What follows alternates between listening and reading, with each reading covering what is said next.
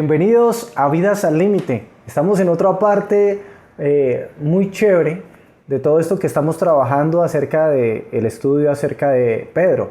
Estamos en Primera de Pedro, ya hemos encontrado cosas muy emocionantes. Ahora queremos compartirlas con todos ustedes sobre lo que hemos estudiado. Es muy bueno. Yo creo que Dios tiene cosas muy importantes para nosotros, entonces es importante que nuestras vidas estén así como dispuestas, como deseosas de recibir algo especial de parte de Dios para poder escuchar todas estas cosas. Esta serie se llama Vidas al Límite y no es por otra cosa más que por la clase de vida que Dios quiere que nosotros llevemos, una vida experimentando cosas muy bonitas de parte de Dios. Dentro de la vida que nosotros experimentamos, pues vamos a tener y hemos visto que hay altibajos, hemos tenido encuentros en nuestras vidas con felicidad, con cosas tristes, con la vida, con la muerte, tal vez con enfermedades, pero en todos esos altibajos Dios quiere que entendamos cosas que nos ayuden a estar enfocados en lo que Él quiere que nosotros hagamos. Hay un tiempo para todo. En la Biblia dice que hay un tiempo para esparcir, un tiempo para recoger, hay un tiempo para luchar, hay un tiempo para descansar, y dentro de lo que necesitamos es un manual que nos ayude a identificar este tipo de cosas. Así que pensando en el contexto, en lo que escribe este autor de Pedro, o sea, lo que escribe Pedro, el autor viene en una serie de acontecimientos que han movido su vida, como las que han movido nuestra vida. Él es una persona que, remóntense, quiero que hagan este ejercicio, remóntense al tiempo de Jesús y pensemos en Pedro, en lo que él ha vivido. Pedro era un pescador, imagínenselo ya con su ropa de pescador, tal vez oliendo a pescado, las redes por fuera. Él ya era antes discípulo de Jesucristo cuando se acerca a Jesús. De Jesús no era discípulo de Juan el Bautista cuando se acerca a Jesús.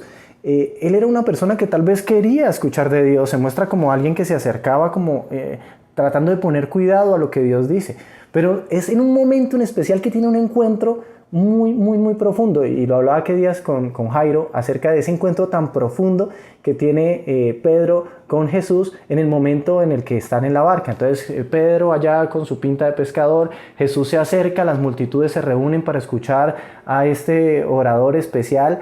Mientras que él empieza a hablar, Pedro tal vez está ahí también escuchando muchas de las cosas que Jesús dice, pero llega un momento en el que el Señor le dice a Pedro, echa el barco hacia atrás y vamos a tirar las redes a la derecha. Y Pedro le dice, pero yo he estado intentando pescar toda la noche, y los que son pescadores pues saben que esas son las horas indicadas para pescar, o sea, no era correcto, no iban a pescar nada si tiraban la red en ese momento, porque ellos como pescadores ya lo habían intentado. Tiran la red y la red se llena de tal manera que Pedro se asombra y entiende algo mucho más profundo que tal vez de lo que ha estado, que es exactamente lo que ha estado hablando Jesús en esa explicación ahí en la barca en medio de toda la gente, pero que no la entienden sino hasta ver los milagros y ver lo que Jesús hizo. Cuando Jesús hace esto, Pedro cae de rodillas y le dice a Jesús, Señor mío y Dios mío. En este momento tiene una conciencia profunda, más clara acerca de lo que es Jesucristo, y en ese momento su vida empieza a cambiar, en ese momento empieza a vivir una vida al límite, ve a un Jesús caminando sobre el agua, empieza a interactuar con esa persona que sabe que tiene un poder especial, porque esta persona le dice a las cosas de la naturaleza, a los peces que se reúnan, y cuando tiran las redes capturan esa cantidad. Pedro se maravilla de esto y puede vivir una vida en la que él se puede sentar y saber que la persona que está ahí al lado mío está leyendo mis pensamientos. Pedro vive una vida en la que también él niega a Jesús, pero más adelante se reconcilia y Dios lo convierte en esa persona que va a ser como el estandarte, la persona que va a hablarle a otras personas de ese contacto que él tuvo con Jesús. El Señor lo deja encargado, es como si le dijera, mire, todo lo que yo hice con usted para que me conociera de manera profunda, yo quiero que usted vaya y lo haga con los demás, transmita este mensaje y haga discípulos a otras personas como yo lo he hecho con usted. Ese es el contexto en el que encontramos a Pedro, un Pedro que vive muchas cosas, y cuando escribe este pasaje, Pedro en especial tiene no sé, ya es abuelo, ya debe tener más de 70 años cuando escribe este libro y ha vivido todo este tipo de cosas. Pero lo que más me sorprende es que para este momento todos los discípulos, la mayoría de los discípulos ya han muerto, ya han experimentado la muerte de Esteban, han experimentado la muerte de Mateo, de una cantidad de discípulos. Sin embargo, y en medio de la persecución, por cuando él empieza a hablar de estas cosas de Dios, los empiezan a perseguir, los empiezan a matar, él empieza a hablar de esto. Y me parece sorprendente. Mire, yo quiero que leamos algo de este pasaje, de lo que Dios nos quiere enseñar a través de 1 de Pedro 3, de lo que Pedro quería que nosotros entendiéramos. Entonces vamos a buscar este pasaje. 1 de Pedro 3:10 dice de la siguiente manera: quien quiera amar la vida y pasar días felices, cuide su lengua de no hablar mal y sus labios de decir mentiras. Aléjese del mal y haga el bien, busque la paz y sígala, porque el Señor cuida a los justos y presta sus oídos a sus oraciones, pero está en contra de los malhechores. Dios está haciendo algo muy chévere y yo quiero que esta parte, esta enseñanza así cortica, tenga un nombre. Entre las personas que nos sentamos a estudiar esto de Pedro, que nos pareció interesante, Juliana hizo un apunte que me gustó. Dijo, esto de 1 de Pedro es como un manual de supervivencia, y yo lo veo igual. Entonces, llamémoslo así, la guía de supervivencia. Pero dentro de esta guía de supervivencia yo quisiera que tratáramos solamente el punto número 1 de la guía de supervivencia. Estamos intentando vivir vidas al límite.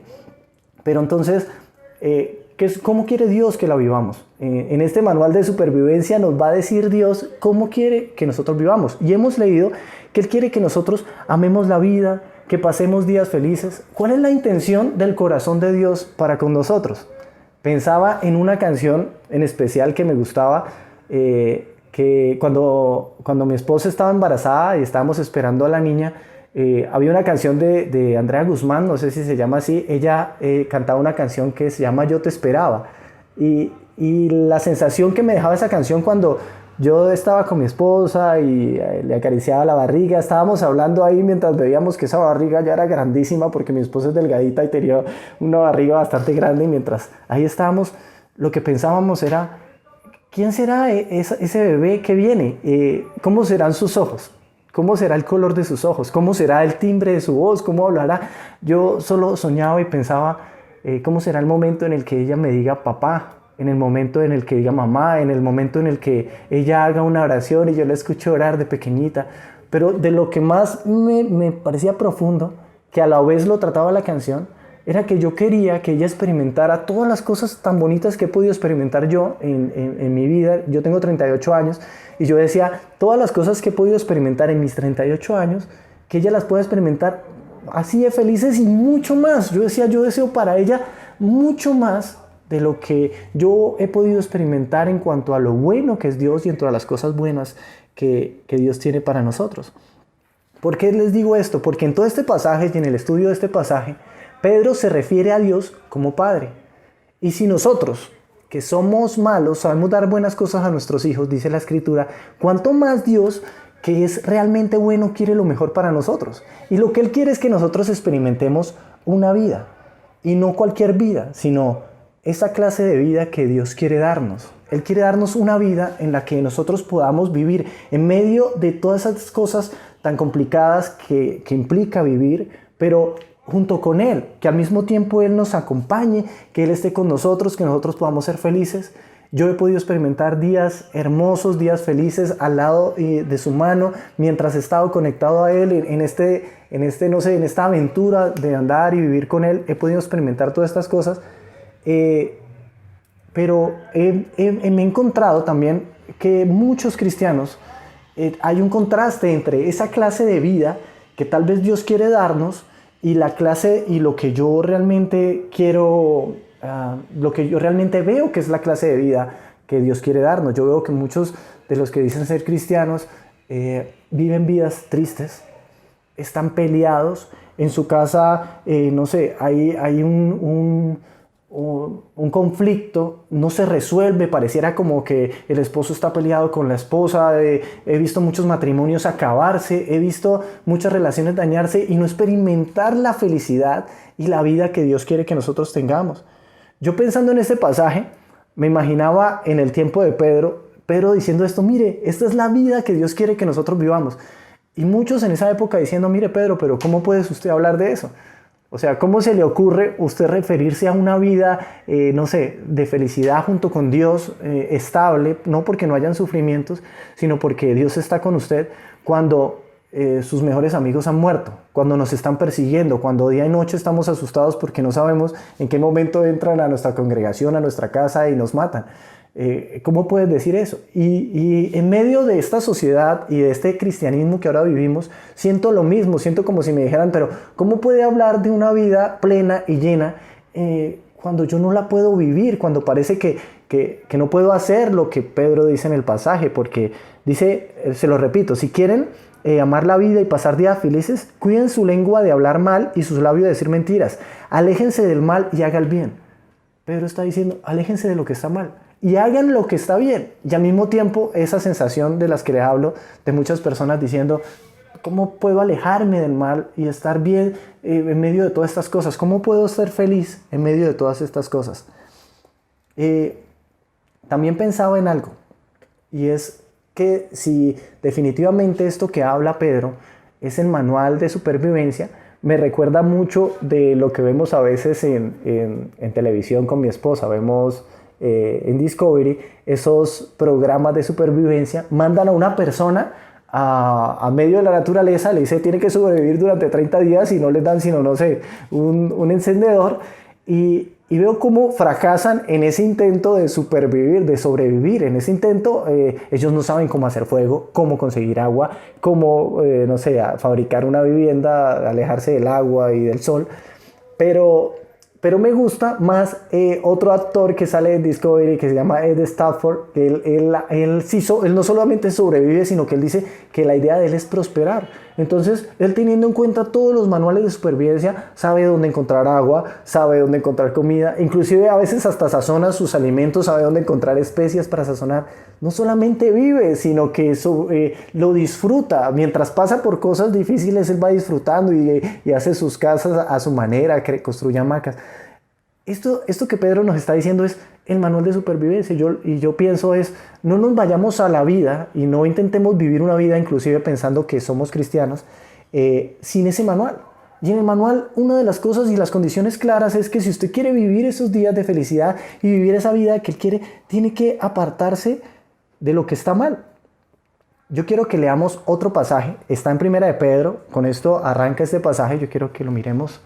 Primera de Pedro 3, del 1 al 5. Dice: así también ustedes, esposas, sométanse a sus esposos, para que, si alguno de ellos no cree en el mensaje, pueda ser convencido sin necesidad de palabras, por el comportamiento de ustedes. Al ver ellos su conducta pura y reverente para con Dios, que el adorno de ustedes no consista en cosas externas como peinados exagerados, joyas de oro, vestidos lujosos, sino en lo íntimo del corazón, en la belleza incorruptible de un espíritu suave y tranquilo. Esta belleza vale mucho más ante Dios, pues era también en tiempos antiguos el adorno de las mujeres santas. Ellas confiaban en Dios y se sometían a sus esposos. Esto pienso que no solamente es para las esposas, también es para los esposos. Pero ¿cuán difícil nos es esto? Hace poco he visto cómo personas se han separado, decidieron casarse y por diferentes razones se han querido separar. Pero ¿qué tan duro puede llegar a ser el corazón para cuando Dios me dice: venga, sea obediente, ame, inclusive cuando los traten mal? Y uno dice: no, yo no puedo, no quiero, o sea, no es justo, no es correcto. ¿Y cuántas diferencias hay? ¿Acaso este pasaje también no nos lleva a decir que perdonemos? Dios nos está diciendo: ¿usted quiere vivir esos días felices? Redondémoslo en esto. Dios quiere que obedezcamos su palabra. Y si quiere vivir días felices, pues perdona. Trate bien al que lo trate mal. Quiere dejar, mejor dicho, está diciendo: es necesario que dejes eso que tú sabes que está mal. Tienes problema con el alcohol, tienes problema con algún tipo de vicio, hay algo que no quieres dejar pero sabes que debes dejar, déjalo. Esto es lo que Dios quiere que nosotros hagamos, que dejemos el mal. Y si nos lo dice es porque Él cree que nosotros podemos hacerlo. Dice: búsqueme. Pero nos hemos vuelto tan duros y yo pensaba, cuando intentaba decirle algo a estas personas, ¿qué puedo hacer para que se den cuenta que eso está mal y deben dejarlo? Y Dios quiere que lo dejemos. Y si quieren vivir esos días y esa clase de vida que Dios quiere que tengamos, tenemos que apartarnos de lo que está mal. Y yo les ruego, les pido que dejen que el Espíritu Santo los toque. Yo sé que en este momento, tal vez después de haber leído esto, sientan que hay algo que tienen que dejar. Sería difícil. Mire, yo los pongo en contexto. ¿Cómo sería estar casado con alguien que no quiere a Dios, que no quiere hacer lo que es correcto? Muchas cosas malas saldrían de él o de ella. Sin embargo, Dios dice a estas esposas que traten a sus esposos con cariño, con amor, y que ese buen comportamiento los lleve a ellos a ser transformados y a conocerlo. Pero dentro de nosotros, ¿qué tan difícil sería? O sea, imagínense, no sé, el esposo diciendo, tráigame agua, y ella diciendo, preparando una gaseosa y trayéndoles una gaseosa, y amor, mira, te traje mejor esto que sé que te gusta más. Pero eso, ¿de dónde viene? ¿No es producto de dejar que el Espíritu Santo me toque? No, yo tengo que hacer que el cumplimiento de la palabra, yo tengo que permitir que la palabra se haga real en mi vida, tengo que aprender a obedecer a Dios. Y esto es algo del Espíritu Santo. Yo quiero que nosotros nos permitamos dejar que el Espíritu nos toque y nos redarguya y nos lleve a ser obedientes, porque no queremos. O sea, es como si ciertas cosas de la Biblia y de Dios las queramos aceptar y otras no. Dios no nos dice esto porque Él sea malo, ni porque piense que nosotros no podemos. Por el contrario, yo a veces veo personas que van al gimnasio y otras personas quieren obligar a esas personas a levantar cargas muy grandes o a hacer muchísimo esfuerzo cuando ellos ni siquiera se han dado la oportunidad de levantar esa misma cantidad de peso. O sea, son como, hágalo usted, vamos, tú puedes, pero cuando los ponen a ellos, ahí sí no lo hacen. Dios no es así. Dios nos pide esto porque Él es el mayor ejemplo de alguien que ama cuando a Él lo han tratado mal. Él es el ejemplo. Él dice, mire, yo les digo esto porque esta es la manera correcta y porque así se vive la vida y porque así serán felices. Yo quiero que leamos un pasaje que está en Hebreos 5:8 y esta es como la respuesta a ese manual de vida. En este pasaje, está en Hebreos 5:8. En esta versión que es Dios habla hoy, dice, así que Cristo, a pesar de ser hijo, sufriendo, aprendió la obediencia. Y yo les digo, ¿quieren aprender a obedecer? Es el primer punto del manual de la guía de supervivencia que Pedro nos enseña, obedezcan. ¿Pero quieren aprender a obedecer? Pues hay que sufrir. Obedecer no es sencillo. Hacer las cosas como Dios quiere y tratar bien al que lo trata mal implica un sufrimiento, pero implica una gloria muchísimo más grande y cosas y beneficios gigantes si lo vemos como Dios quiere que lo veamos. Yo siempre lo comparo con el entrenamiento porque uno puede ir al gimnasio y sufrir, pero yo veo que la gente que va al gimnasio lo hace disfrutando de estar en el gimnasio, pero entrenar y hacer ejercicio duele, pero ellos no están pensando en eso. Es tan placentero ese sufrimiento por el cual estoy pasando porque sé lo que voy a obtener más adelante. Y es lo que Dios nos dice, mire, dice, así que Cristo, a pesar de ser hijo, por eso yo me refería al principio de esto que quería contarles, algo así de esa sensación de padre e hijo. Porque lo primero que debemos entender es eso de relación de hijo. Y dice, pero si aún Cristo, siendo hijo, sufriendo, aprendió lo que es la obediencia. Aún Jesús, que era el único hijo de Dios, tuvo que sufrir para aprender en sí mismo la obediencia. La obediencia es algo que nosotros aprendemos y aprendemos sufriendo. Aprendemos cuando le damos algo a alguien, aunque esa persona no lo merezca, pero el Espíritu de Dios nos dice por dentro, vamos, hazlo. Cuando perdonamos a alguien, aunque ese perdón hacia esa persona signifique darle algo bueno cuando esa persona a nosotros nos ha dado malo. Pero es lo que Dios quiere que nosotros hagamos. Aprendamos la obediencia. Entonces, el primer punto y el más importante de esa guía, de ese manual de supervivencia es la obediencia. La obediencia y empezando porque Dios nos dice, mire, sigan mi ejemplo. Mire cómo yo lo he hecho. Y para esto yo quiero que miremos el último pasaje. Y está en Primera de Pedro 3:18. Porque Cristo mismo sufrió la muerte por nuestros pecados, una vez y para siempre. Él era inocente, pero sufrió por los malos, para llevarlos a ustedes a Dios. En su fragilidad humana murió, pero resucitó en una vida espiritual. ¿Qué es esto? Que Él murió por nosotros cuando nosotros éramos malos. Que Cristo cuando vino a la tierra, cuando subió a la cruz, Él no era el que debería estar en la cruz. Deberíamos estar nosotros. Y aun cuando nosotros no queríamos nada de Dios, Él derrama su sangre como un sacrificio. Para que esto de lo que habla, de la justicia, ¿sí?, de lo bueno y lo malo de nosotros que era nuestro pecado, se cargue a la cuenta de Él. Y lo bueno que es Él, la justicia, se cargue a la cuenta de nosotros. Y nosotros al creer podamos ser hechos justos delante de Dios por medio de esa fe. En este momento me convierto en hijo cuando yo creo que Jesucristo murió en la cruz para perdonar mis pecados. Y yo digo, sí, Señor, eso quiero. Yo quiero eso. Yo escuchaba a mi primo, a Ricardo, hablando acerca del momento en el que empezó a vivir su vida al límite. Y lo primero que decía era, yo quiero creer, y decidió, tomó esa decisión y dijo, ahora creo. Y en ese momento en el que creyó que Cristo murió por sus pecados, empezó a vivir esa vida al límite. Lo que Dios no quiere que nos demos cuenta es que esa es la clase de vida que Él quiere que nosotros llevemos. No una vida sin sufrimiento, no. Una vida en la que a pesar del sufrimiento nosotros aprendemos cosas, crecemos y vivimos muchos días felices. Lo que quiere Dios es que vivamos verdaderas vidas al límite y están relacionadas con obedecerle. Entonces, eso que Dios te dice, en lo que tienes que obedecerle, obedécelo. Y verás que podrás experimentar la vida de la cual Pedro habla y que está diciendo.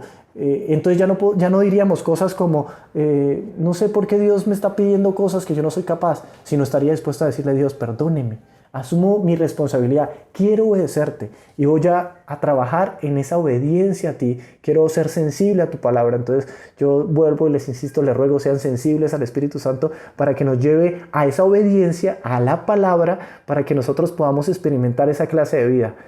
Vivamos esas vidas al límites. Y para terminar, yo quiero que hagamos una oración entre todas las personas que están acá y le digamos así a Dios, amado Dios, Señor, Padre Celestial, yo entiendo que cuando Cristo fue a la cruz, murió por mí.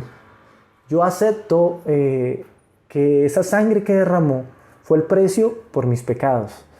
Creo que soy perdonado por lo que tú hiciste por mí. Ahora quiero vivir esa clase de vida que tú tienes para mí y quiero obedecerte. Y esas cosas malas que yo he hecho o estoy haciendo, yo las voy a dejar porque quiero vivir como tú quieres que yo viva. Te doy gracias, me arrepiento de todos mis pecados, entrego mi vida a ti, te entrego todo lo que soy y quiero vivir en comunidad junto con personas que me ayuden a crecer y a entender de esta guía de supervivencia, de este manual de supervivencia. Te doy gracias en el nombre de Jesús. Amén y amén. Muchísimas gracias. Esto fue Vidas al Límite. Hay más de esto, tenemos todo esto en capítulos anteriores. Vidas al Límite está dividido en varios capítulos, en varias partes, y tenemos muchas más historias aparte de esto en YouTube. Entonces puedes ir a YouTube, buscar no solamente esta enseñanza, sino las otras, complementar, compartirla. Tenemos contenido también en Instagram, en Facebook. Se están entregando los martes y los jueves cápsulas, se están entregando preguntas y respuestas, algo muy chévere de todo el contenido. Si quieres compartir y ver y edificarte, únete ahí. Estamos martes y jueves, Facebook e Instagram. Por las redes estamos manejando material, entonces métete, comparte tú también y